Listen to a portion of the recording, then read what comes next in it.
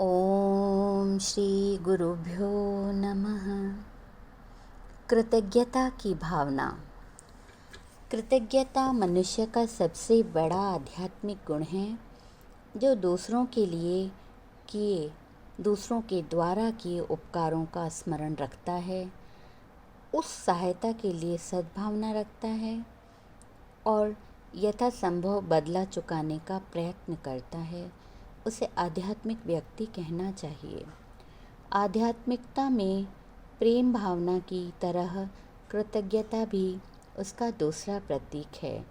यदि हमें कृतज्ञता की दृष्टि उपलब्ध है, तो यह सारा संसार ही उपकारी एवं सहयोगी प्रतीत होने लगता है। कृतज्ञता का असुर जब हमारी आँखों में बैठा होता है, तब दूसरों की छोटी छोटी कमियां भी पहाड़ सी मालूम होती हैं और उनके उपकार छोटे बनकर उस पहाड़ के पीछे छुप जाते हैं। तब यह सारा संसार दुष्ट एवं शत्रु प्रतीत होने लगता है। किंतु यदि उपकारों को पहाड़ और दूसरों की त्रुटियों को उपेक्षणीय मानने की अपनी दृष्टि हो, तो यह संसार स्नेही, सौम्य और मित्र प्रतीत होगा। कृतज्ञता के दृष्टिकोण में स्वर्ग और कृतघ्नता की दृष्टि में नरक का निवास रहता है। दोनों में से हम जिस प्रवृत्ति के भी अभ्यस्त होते हैं, उसी के अनुरूप इस संसार का वातावरण हमें दिखाई देने लगता है।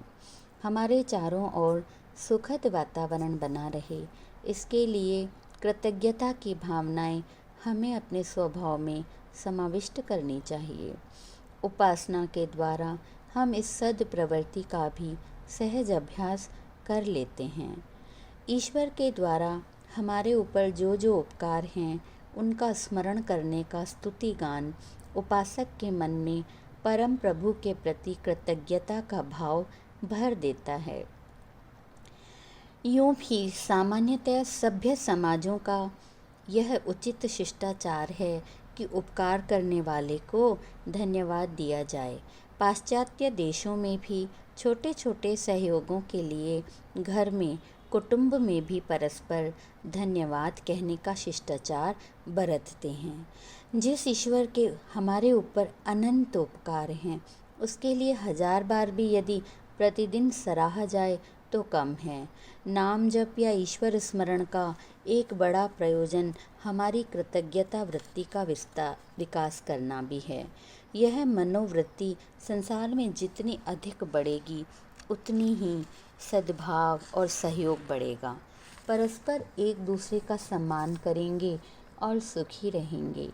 व्यक्ति और समाज के लिए परम श्रेयस्कर इस कृतज्ञता की सद प्रवृत्ति का उपासना द्वारा संसार में अभिवर्धन होता ही है।